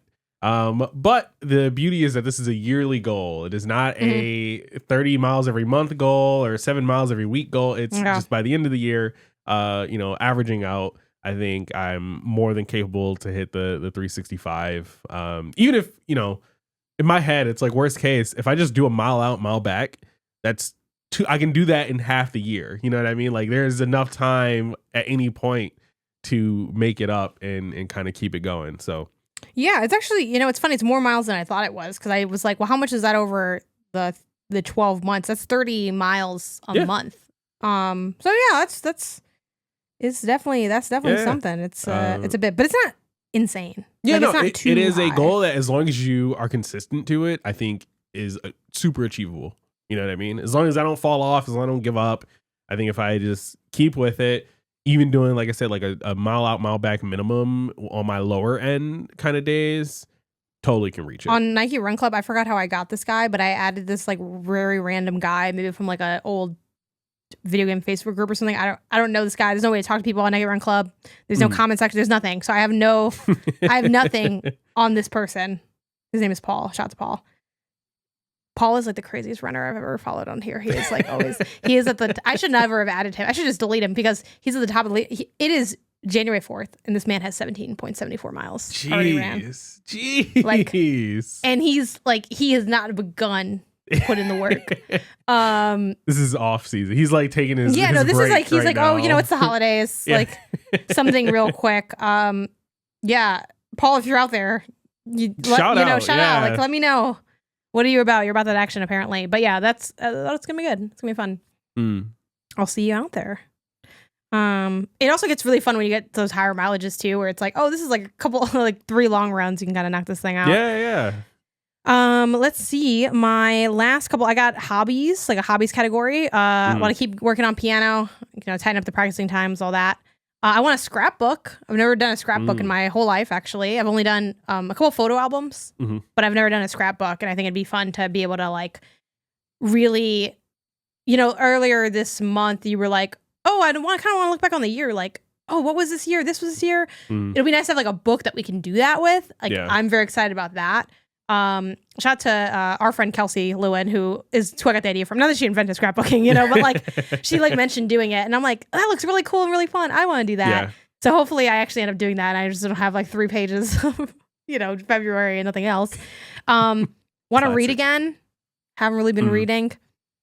Get back to reading, especially reading in a traditional, regular book, because I've done a couple audiobooks here and there, whatever. But like I've yet to like find and seek out, like I want like just some books to latch onto and get into reading. So I'm excited about that. And then crochet, same deal. I started learning how to crochet and then I like quickly stopped. So I kind of already forgot the few things I did learn. My big thing here is I want to make at least one project, which I already have the project in mind. So we'll see. I can't wait. Yeah, there's some secret project. My secret project that she's been working on for months. Yeah, Isaiah's like, I don't want to know what you're doing with this. So don't tell me. So I'll unveil it once I start actually working on it. I'll probably start working on it maybe like next month, third month latest, because I do want to slow my roll a bit on like, I think it's very easy to be like, and I'm starting all these things right now. Yeah. And I'm going to spend all this money right now. Like today I'm going to get my scrapbook stuff. And I'm like, you know what? Michael's is really big on those coupons. Let's come back a separate time when I know exactly what I need. Yep. I also already have some yarn and stuff too. So I could actually start making stuff with what I have now, but it's always more fun to buy stuff for a new thing that you have, So I'm like, I'm trying to resist that a bit, but that's my hobby chunk. Hopefully once I learn how to drive, I can start running over these hobbies and just kind of doing a bunch more, get into like the supercar scene, go to Vegas, do the whole track, like, Yeah. Yeah. And then for me, my last one, non-games, it's a fun one. I'm hoping to fill my gap in like the Disney animation / Pixar just movie sets that I have. Like I'm a big animation fan. I'm a big cartoon person, right? You know, I love my anime. I love even just like adult cartoons and stuff like that. You know, Adult Swim kind of stuff, right? Love anything animated. I'm usually a big fan. And I think that Disney animation and Disney Pixar are like still the kings at it in a lot of ways. But over the past couple of years, maybe like last 3-4 years, I've kind of had a couple gaps. Once COVID hit, you stop going to theaters, and I know a lot of stuff is on Disney Plus now, so maybe I'll just like subscribe to that for like a couple months and like really just catch up. But there's like staples, I think, like Monsters University that I never watched, or Turning Red. I know people say is like really good, and I just never watched it. Toy Story 4 is probably the biggest one that I just never got around to watching it. And then even with like Disney animation stuff, like, even though I walked out of it in the theater, I do want to go back and give the Lion King, oh my God, the live action Lion King a fair shot and watch it. I still love Lion King, and I want to watch the Mufasa, the new one. So it's like, you know what? It's so Let's bad just looking though. I know, but I need to just like Final Fantasy VII Rebirth. I feel like I just gotta. Why? So what you learned from Rebirth is you have to just finish things you hate. Like, well, that was not the lesson. That it is more. I have to see things through so that I can really know and be solidify my. You can really thoughts. drag it in a specific way. Yeah. So yeah, there's a handful of movies. I think there's like maybe like 12. I came up with a list of like what I was missing. The Cars series. I've like seen clips of Cars, and I know the story of Cars as a whole, like generically. I'm not enjoying for Cars because I've never seen Cars. I don't think I've ever sat down and watched Cars. I've never seen Cars, and I want to be able to appreciate it when we go to Disneyland. Exactly. Which hopefully we do this so year. Good. Yeah. I'd love to go to Disneyland, but also Disney, I know you're watching this. What content do you need me to make there? I will make it. Yeah, facts. Because I would love to go without paying personally. I'm not going to lie to you. I would love to just like... Even living here, it's somehow still content-wise... Yeah. I'll strap the GoPro to my chest right now. We'll put it on Isaiah's chest because he's taller, so you get kind of a better vantage point. But like, we're ready to go. Like, hell yeah. Yeah, so yeah, that's my final one. It's a fun one. I think it'll be a good thing to knock out over time. And we'll hit it. My final cluster doesn't have like a cohesive theme to it.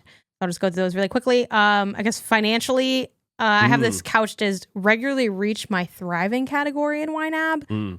One day we'll do, probably this year, YNAB episode. We've been wanting to do that. It's a budgeting service app that we use called You Need a Budget.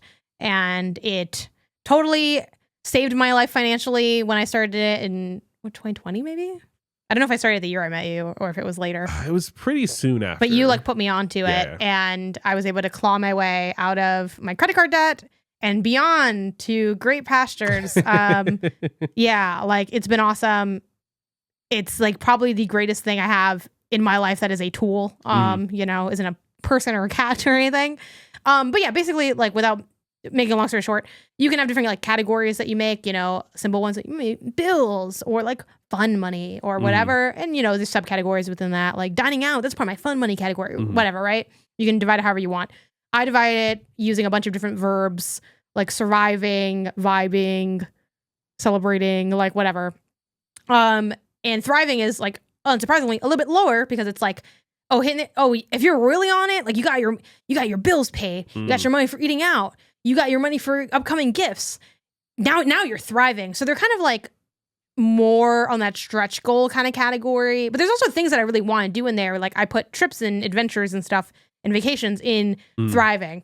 Now, admittedly, I've definitely done some of those things without having been thriving. But like I'm really trying to like the more you can stay committed to what you set out to do budget wise, like the better your budgeting is because it's just more accurate and you understand your life and your flows and blah blah blah. So yeah, my goal is to consistently get down there, and it's hard to get down there because like by the time I do all the bills, get some sandwich money, do some other things, it's like hard to reach there. So I'm like, if I can just get down there, that'd be dope. And the road to getting down there is a road paved with discipline for the things that are above that. So I'm not gonna lie, the scrapbook is setting me back $30, but so I would want to be tighter on that of like, I'm not even getting those things until like, it's really that hobbies budget has the money to do that and all of this stuff. So I really have to I really have to lock in It's not counting today when I'm going to go get my pants hemmed because I want my pants Again, hemmed. it's still vacation time. Yeah, it's still vacation time. Exactly. Yeah, I'm getting my pants, mind your business. I'm getting my pants hemmed. I'm getting a scrapbook, so it's going to be definitely a challenge, but I'm excited to like have some things to like latch onto. I'm going to make a list separately of things I want to really keep in mind as I'm pursuing this. Also, it's a goal that gets easier if it's front loaded work, which is a lot of finances where it's like, okay, if I can get stuff like dining out in my closed budget healthy, like there's money in there that I haven't spent, that's time where I can move on to stuff beyond because I already have those things taken care of. But you only get those things taken care of by filling it and not pouring out of it so quickly. So hopefully, and that's kind of why I have this as a goal too, where it's like if I can start doing this in the next couple of years, life's just going to be kind of easier because I'll have a cleaner relationship with other stuff, kind of like at the emergency fund, right? Like I don't have to like pour immense money into that because I have like a good system, and hopefully I don't have it. The longer I don't have an emergency, the bigger that pot will be and the easier it'll be to like refill and maintain. So it's that thought before all these other categories. Because I really need to save up for that new phone. I got a phone like years ago and I never saved up for a new one. It's definitely time for you to really get on that. Yeah, and it is. The clock is ticking. It's like that. You have 30 minutes. Like the clock is ticking for that. So anyway, yeah. So those are my. Oh, and then sorry, the last one is I call it COD, which something stands for Call of Duty. For me, it stands for clean, organized, declutter. There's going to be a million sub things that go into this, but just like that's a big thing I'm passionate about in my life and in our house. And again, as I go into it and as I get more established, that will become easier over time. But sometimes it can feel like a lot of front-loaded work. Like over break, it was a lot of front-loaded work. But yeah, I want to keep going back to that COD and kind of making sure, creating systems and flows and stuff. So yeah, that's that. So that's my last one. I guess, are there other things you want to touch on for 2025? I kind of still want to make my vision board, which even though it's like we're getting a little late into it, but the more you wait, the worse it gets. But I think a lot of things we didn't start until like halfway through 2024. The fact that we now get a full year with a lot of the systems and our bullet journaling, the show, podcasting, like just being on top of more things, working out, staying fit. I think this is, knock on wood, a baseline to be a really good year for us personally. I think so. I think we are set up for success. But the challenges every year. Challenges. Life's gonna throw some curveballs. I was gonna say the challenge is me. I'm just like not on it. I tend to de-lock in pretty easily. I'm like, I don't know, my ankle feels funny today. I don't think it's a good day for cleaning the bathroom. No, fair. That is fair. But I feel optimistic though. I think my list is obviously a bit extensive, as it tends to be. But I feel like I see where my restraint is. I see where my restraint isn't. I'm like ready to like get into something. You already start, it's that classic like beginning of the year where you're like, oh, hold on, let me read a couple pages while I like work out and but it's like, I don't know. We can keep that energy going. We cleared up a lot of space in the kitchen, so I'm excited to play Just Dance again and have that be a nice way to get some steps in. My Apple Fitness is about to go crazy. Yeah, I got the I've had the Owala for some time. I just got to drink like 2 of these a day, and it's like, okay, like I can see. I haven't made the vision board, but I can see the vision. I can see it here, so I'm excited to get at that. But I suppose that brings us to the end of the show. Then definitely let us know in the comments what you got going on, things that you want to shout out from last year, things that you want to bring into 2025 and have your 2025 look like. Excited to hear that. I love this time of year. I love this, like, the reset, the resolutions, like, it's like, and I know for some people they were kind of down on New Year's. It's like, oh, it's just, whatever. But like, this is how we structure society. So I think like, it's nice to have structure and it's nice to lean into it. Like, this is a new year. I feel the way about a new year, the way it feels to open up like the Saram wrap off a video game. That's like how I feel about like the new year. It's like, like, this whole adventure ahead we're doing something like it's so exciting. So hopefully you guys have some of that excitement as well. But yeah, that's it for this week. We are skipping the poll of the show once again because we have another week off for my birthday, and then we come back to a regular flow. Hopefully by then we also have a new format for how we do the polls, like through, a Google form or something similar, just to make it more of a link you guys can click to. So if you're only on our YouTube, you can just see it there. If you're on the podcast, if you're only on Blue Sky or wherever, you don't have to necessarily be locked into just Twitter as a platform for doing that poll. So that's exciting. So much is already different this new year, I bought the sweater yesterday, so it's like, it's exciting, like different stuff. Or technically I bought it before the start of the year, so it's like, it doesn't count for my financial purchases. That's the hack. Like, get all your bad behaviors out the last little bit of time. Clean start to the year. But that is it for this week. You can send us your questions and topics to inbox@gamesandnotgames.com. We're going to have a topic locked and loaded. Someone asked about running, so we'll be getting to that in the next couple weeks or so. And remember that you can follow the podcast version of the show on Apple Podcasts, Spotify, Pocket Casts, and everywhere else you get your podcasts. If you enjoy the show, be sure to give us that 5-star rating. 5 stars. And if you're an audio listener, remember that you can get the video version over on YouTube at Games and Not Games. If you like the video, be sure to leave a like and a comment. It helps us get in front of more people, helps grow the show, which is definitely a goal that we have for this year.